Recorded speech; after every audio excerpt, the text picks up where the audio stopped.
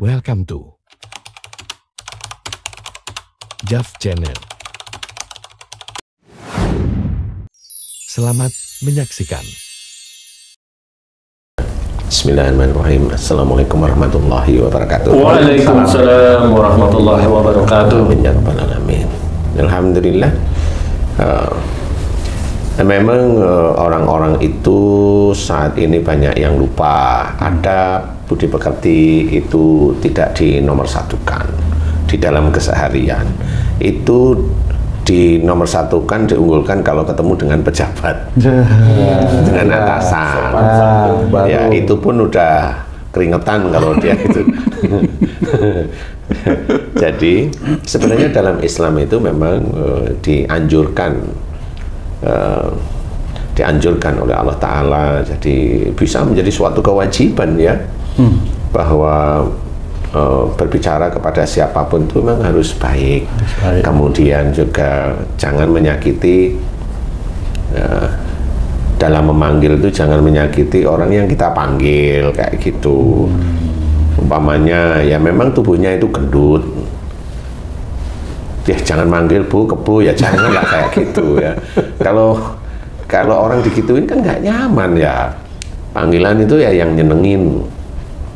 Kadang Ustadz, dia nggak marah dipanggil gendut, tapi yang marah anaknya lah, suaminya lah, gitu. Itu sama aja kan berarti Ustadz? Sama sebenarnya, karena dia nggak marah, karena orang ini kan termasuk, gimana ya dia mau marah, orang omongannya ngawur kan gitu ya. Kan orang kalau dia umpamanya, kok kamu manggil aku gitu, mualah ngomong nggak karu-karuan, kan banyak yang seperti itu. Jadi orangnya manggil itu malah semakin gila dia malah ngomongnya gitu. Yang kemarin yang viral-viral kemarin kan begitu, umpamanya ngomong dikasih tahu, dikasih masukan malah merasa nggak bersalah kan, seperti itu kan perilaku-perilaku yang ya ada yang putus sarafnya kayaknya ya. Jadi saraf apa namanya, saraf akhlak baiknya itu putus istilahnya. Kalau istilahnya orang itu kalau melihat hantu itu nggak takut, itu saraf takutnya yang putus. Kalau ini saraf malunya, saraf akhlak baiknya ya, itu putus sekali ya. Karena kan orang itu kan punya adab ya.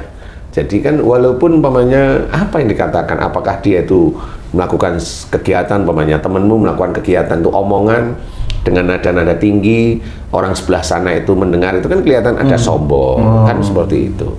Dia umpamanya ngomong di mana ngomongnya dengan orang lain agar biar kelihatan lucu, orang lain ketawa, itu kan ada kesombongan dalam berbicara itu. Agar kelihatan lucu, padahal lucunya itu umpamanya menyakiti orang kan gitu kan nggak boleh.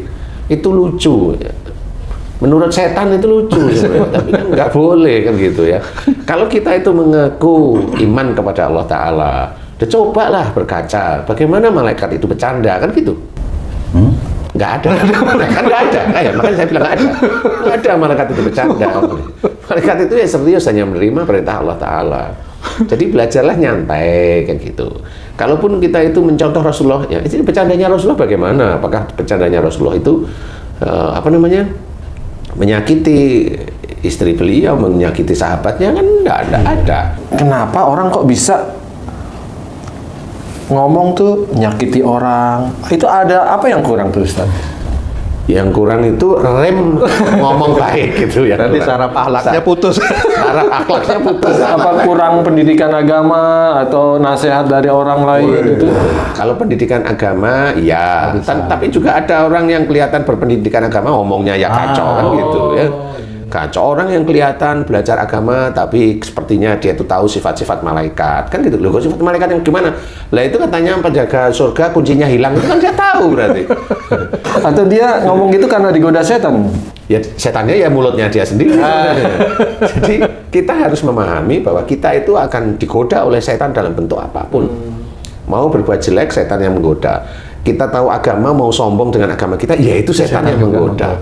Kan begitu. Lalu setan itu menggoda pada saat kita itu sebagai imam. Contoh, nyuruh nggak dilakukan, belum dilakukan, marah lah kan gitu. Ya kan gitu. Ini sangat banyak sekali yang seperti itu, dan setan itu kemana-mana. Nggak mungkin setan itu akan pergi, itu nggak mungkin. Setan itu nggak kemana-mana. Nggak kemana-mana. Ada di dalam diri. Ada di dalam diri manusia. Mau cap manusianya itu mau orang biasa, mau umpamanya cap orangnya itu umpamanya penjual bakso atau mie ayam atau teh di pinggir jalan atau penjual teh yang ada di pengajian atau yang isi pengajian, setan itu ada di mana-mana. Di mana-mana itu kan jalan-jalan ngeluyur. Oh itu jin itu yang ngeluyur itu. Setan itu udah nimpak ngeluyur. Setan itu udah ada blok di manusia dan dia akan mengganggu sampai mati. Jadi jangan harap merasa setan itu nggak hilang. Nah, itu malah ada setannya. Ustadz, kita kan berusaha untuk nggak dihina orang, Ustadz ya. Enggak. Berusaha. Jangan punya pikiran seperti itu. Nah, itu namanya suuzon itu terhadap diri sendiri. Jangan. Iya. Itu kan istilahnya suatu musibah, Ustadz, kalau sampai dihina orang. Enggak. Kita dihina orang musibah? Enggak. Oh, enggak ya? Oh. Enggak. Karena memang pada saat kita dihina oleh orang di derajat kita diinjak-injak, harga diri diinjak-injak, pokoknya itu kita enggak dihina kalau menurut saya. Itu malah pahala kita ditambah oleh orang yang menghina.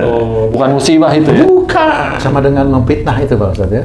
Sama dengan dolim itu sama. Kalau kita didolimi itu kita itu diberi pahala oleh Allah Ta'ala.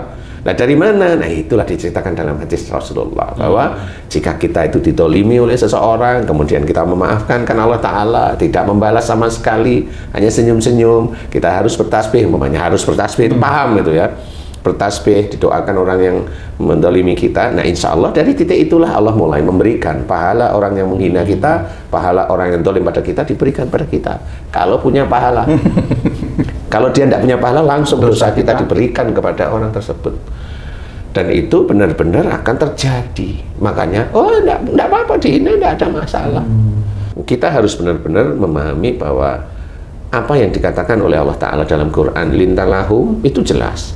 Itu artinya adalah lemah lembutlah kamu kepada mereka, berarti ini ada unsur perintah dari Allah Ta'ala. Ada unsur perintah dari Allah Ta'ala. Dan kalau memang orang Islam itu senantiasa lemah lembut, kan enak. Iya. Ngobrol, nggak ada kalimat-kalimat yang aneh-aneh. Namanya kalau Tung tadi bilang leng-leng, nggak ada. Atau yang saat ini lagi hampir banyak sekali di lingkungan-lingkungan tertentu atau di YouTube tertentu itu yang jing-jing gitu. Itu kan banyak. Itu kan apa yang mereka ngomongin? Itu nggak enak di telinga itu. Mohon maaf saya ngomong seperti itu karena memang banyak. Kalau memang nggak punya agama atau dia punya agama tapi nggak tahu, tapi coba kalau memang dia dipanggil dengan kata-kata yang nggak enak, mau nggak dia ya? Atau dia kalau punya anak dipanggil nggak enak, mau nggak ya dia? Orang itu harus berpikir seperti itu. Karena apa? Pada saat orang itu melakukan aktivitas di dunia itu dicatat oleh malaikat Ar-Raqib atau Atid. Dia itu mau ngomong baik, mau ngomong buruk, yang nyata tetap malaikat. Dan itu nggak akan bisa ditolak. Walaupun orang itu jago agamanya, nggak akan bisa ditolak. Orang itu jago agamanya, dia rendah hati, dia memberikan ilmu, dia menerangkan agar orang atau jamaahnya itu mengerti, mengerjakan sehingga menjadi pahala, malaikat Raqib akan mencatat. Dan jika mereka itu juga mengerjakan terus-menerus banyak, faham, pahala malaikat Raqib itu nanti akan berkumpul bahwa ilmunya dari seorang yang tahu agama benar dan bisa dipraktekkan.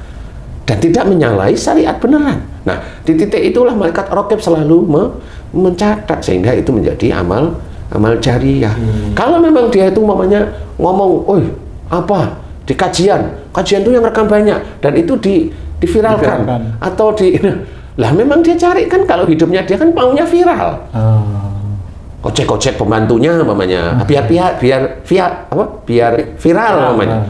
Dia monggo kalau itu dicari. Gitu. Gojek anaknya biar viral, padahal anaknya digojek kepalanya gini umurnya baru 2 bulan lah kan. Kan dia kacau seperti itu kan nggak boleh ya kan. Ya intinya adalah kalau memang dia hidupnya hanya untuk mencari viral, iya dia akan mendapatkan viral. Kalau viralnya dia itu ya jelek lagi, ya nanti dia akan viral dengan kejelekan dibalas oleh Allah Ta'ala seperti itu. Makanya di dalam Quran itu sudah jelas wa ma asabakum min musibatin fa bima kasabat aydikum. Apa saja musibah yang kau terima disebabkan dari buah tanganmu sendiri. Mamanya kamu tuh berdakwah kemudian kamu ngomong kasar dan sebagainya. Kemudian dulu kamu itu ya bercanda ngawur, ngomongannya ngawur, memang biasa. Setelah ada sesuatu ketetapan dari Allah Ta'ala, kamu hari ini ngomong ini dan itu akan menjadi viralmu. Menjadi viralmu berarti kamu nanti viral dengan omongan kasarmu. Lah itu ya sama ayat tadi itu masuk. Apa saja musibah yang kau terima tuh Ya itu dari perbuatan tanganmu sendiri yang begitu. Itulah gunanya ayat-ayat Quran agar kita itu mawas diri. Jangan melakukan hal-hal yang buruk kayak AJC tadi. Gimana caranya kita tidak dihina? Loh, jangan mikir tidak dihina. Gitu ya. Karena orang itu beda-beda. Kita dihina itu ujian dari Allah Ta'ala. Selama kita tidak melakukan hal buruk, nggak usah takut. Orang itu akan membawa nasibnya masing-masing. Dia akan membawa takdirnya masing-masing. Yang sudah dia bentuk sendiri. Yang dia sudah bentuk sendiri dengan niat mau jelekkan orang itu, dia sudah akan membawa nasibnya masing-masing. Ingat ya, ingat nih ya. Innallaha la yughayyiru ma biqaumin hatta yughayyiru ma bi anfusihim. Ini kalimat ini sudah jelas. Sesungguhnya Allah tidak merubah nasib suatu kaum sehingga kaum tersebut merubahnya. Ya, jangan cuma berpikir bahwa ayat ini hanya untuk merubah yang baik. Yang dia biasa jadi jelek pun masuk ayat ini. Tetap nanti Allah akan memberikan perubahan dari mana? Dari kehidupannya. Yang dulunya biasa jadi jeblok. Yang dulunya kelihatan dia itu wah. Dia itu dilihat oleh orang, jalan di depan dia harus munduk-munduk, umumnya. Jadi jeblok, jadi viral, jadi selesai dia. Kalau dia punya malu, kalau enggak dia ngomong pasti. Loh, memang ini kan anu saya, loh kan. Akhirnya dia nggak punya adab. Nggak bisa seperti itu. Jadi kita harus belajar benar-benar apa yang diajarkan oleh Rasulullah. Belajar dengan apa namanya kalimat-kalimat yang baik. Berpikirlah sebelum mengeluarkan kalimat lewat lisan itu harus difikirkan. Ya, otak kita itu dipakai itu untuk berpikir yang baik, bukan yang lucu. Lucu sih boleh asal tidak menyakitkan. Kan boleh-boleh aja. Itu yang namanya nata bicara itu ya sulit. Bukan main sulit. Walaupun itu dengan istri, ya tetap ada. Ya, kalau ini bicara kayaknya mau nyakitin, nggak usah lah bicara, diem aja, senyum. Orang dalam lisannya, dalam perkataannya menyakitin orang, ada kepuasan di dirinya tuh Ustadz, karena nikmat bagi dia, karena dia nggak takut akan dosa, karena dosa itu, neraka itu kan belum tahu rasanya kayak apa. Tapi kalau dia udah kenikmatan, udah puas, orang pada nyurakin segala macam muji-muji, gimana caranya biar neraka itu bisa dirasakan, Ustaz? Sebenarnya salah satunya itu ringan. Sering kita ceritakan bahwa neraka di dunia itu sakit. Itu biar orang itu paham lah. Guru-gurunya nggak ngajarin seperti itu, bahwa musibah itu dari perilakumu. Nggak pernah ngajarin. Akhirnya ya nggak pernah tahu bahwa neraka itu di dunia dia nggak ngerasain. Kalau lisan itu yang kurang baik, neraka apa yang dia dapat, Ustaz? Sariawan. Itu paling gampang itu sariawan. Paling kecil ya? Paling kecil itu sariawan. Beratnya ya, Ustaz? Gigi, kenapa? Yang beratnya? Kalau dia ngomongnya selondak-selondok itu biasanya sariawan. Tapi ingat ya, itu neraka ringan ya. Tapi nanti di akhirat tetap berat loh itu. Karena itu kan asal ngomong. Kecuali kalau memang kanker lidah. Kalau kanker lidah itu ada marah dia dalam bicara. Ada marah dalam bicara itu, ada marah dia. Marah terus bisa itu dengan pasangan, khususnya itu dengan orang tua. Itu dia ngomongnya dengan marah. Dan terus nggak cuma seminggu sebulan, enggak, dia marahnya agak lebih kontinu, itu bisa kena kanker lidah. Tapi kalau hanya ngomong celebung di tempat keramaian, ketawain, itu sariawan biasa. Tapi ingat, itu tetap walaupun kelihatan neraka dunianya hanya cuma sariawan, tetap itu di depan Allah Ta'ala tidak boleh. Dosa. Itu dosa. Jadi kita harus menjaga lisan, karena kalau kata-kata kiasan itu mulutmu harimaumu, ya itu memang ada benernya, walaupun itu ya kata-kata kiasan aja. Kemudian ya belajarlah dari salah satu ayat Quran yang ini sebenarnya bisa dalam sekali. Wa ma asabakum min musibatin fa bima kasabat aydikum. Apa saja musibah yang kau terima itu disebabkan dari buah tanganmu sendiri. Salah satu musibah itu di dunia apa? Kesandung, kebentur, kemudian dipukul orang, kemudian hal tidak mengenakan yang kita terima itu dari perbuatan kita. Dimaki-maki orang apa itu juga nanti dulu kalau dimaki-maki. Kalau memang dia hobinya memaki, dia dimaki normal, itu musibah. Tapi dia nggak pernah memaki orang, tapi orang itu memfitnah. Itu ujian dari Allah Ta'ala aja untuk meningkatkan imannya. Kalau dia dimaki, difitnah, ya lulus nggak dia, kan gitu. Ya harus kita pahami, ayat-ayat Quran itu menjadi patokan-patokan kita sebenarnya. Jadi tidak untuk hanya cerita semata. Enggak, karena musibah yang dari ayat tadi, apa saja musibah yang kau terima disebabkan dari buah tanganmu sendiri. Musibah yang ceritain ini nggak cuma nanti di dunia loh. Ya musibahnya seseorang nanti di akhirat. Neraka. Apa ya? Neraka ya sama aja. Itu ya dari buah tanganmu sendiri. buah tangan apa saja. Makanya kita harus memahami bahwa ayat-ayat Quran itu pengingat, petunjuk untuk kita-kita yang mengaku Islam. Yang mengaku Islam. Nah, disitulah kita harus belajar dengan bijak, berbicara yang baik. Kan gitu, orang dengar itu ya seneng. Itu ya. Insya Allah kalau seperti itu, mudah-mudahan kita itu ya dilindungi oleh Allah Ta'ala. Yang pertama dilindungi agar kita tidak berbuat zalim terhadap diri sendiri atau zalim kepada orang lain. Tidak kita berbuat mungkar, ya kita belajar. Karena sudah dijelaskan oleh Allah Ta'ala dalam Quran, inna sholata tanha anil fahsya'i wal munkar. Itu dijelaskan sesungguhnya ya, bahwa sholat itu mencegah dari perbuatan keji dan mungkar. Jadi orang yang sholatnya itu lulus, insya Allah dia tidak mau berbuat keji, walaupun bisa tidak mau, apapun bentuknya. Walaupun dia mikir kejinya itu, mungkarnya itu, ngomongnya itu dibenarkan melalui, kan aku bercanda. Nggak ada bercanda itu yang nggak bisa. Itu kan statement manusia. Statement benernya nggak boleh tetap, Pak. Tanyain aja yang dibercandain seperti itu, sakit hati nggak? Sakit dia ngomong loh kan, nggak bisa. Lah nanti kamu ngomong gitu, tak pukul terus, aku kan bercanda. Nggak perlu mukul dong, aku bercanda kan gitu. Gitu ya. Kalau maaf Pak Ustadz, seseorang yang berusaha untuk merubah cara bicara, kata-katanya, itu apa masuk tadi ayat yang tadi Pak Ustadz sampaikan, merubah itu nasib juga maksudnya itu Pak? Iya, dia akan walaupun sekecil itu Pak? Iya kan, sedikit demi sedikit kan gitu. Jadi nasib itu bukan blek hidupnya dari tidak punya, pengen punya gitu. Kan itu ya Pak Ustadz? Ya itu ya ada. Bisa juga. Bisa, asal mau diajak di tempat itu kan jadi banyak uang dia masuk. Gitu ya? Nah iya.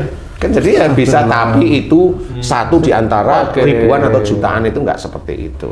Ustadz, ini ada teman Ustadz, dia sering ke rumah sih. Dia tuh sedih Ustadz, karena rumahnya itu jarang didatengin teman-temannya di sekitar. Malah dia itu melihat teman yang lain tuh banyak didatangi oleh teman-temannya. Saya bilang, memangnya kenapa?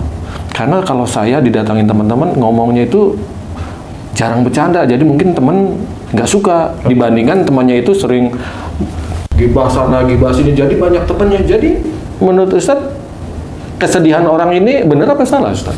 Kalau dia bilang tadi seperti itu, sedihnya ya salah.